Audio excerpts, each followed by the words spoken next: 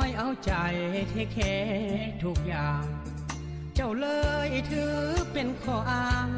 เหตุยังกะสร้างบอกเคยเก่งใจหน้าตา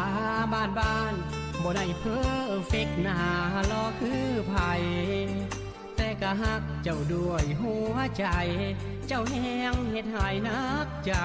ทุกวันถ่ายหูคู่กันก็เว้าเย้ยยันว่าหน้าคือบ้านนอก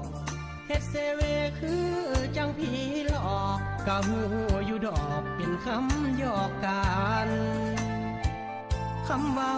กะบ่แห้งแต่ถึกเสียแทงอยู่ประจำทุกวันเทียบเฮาใส่คนนี้คนนั้น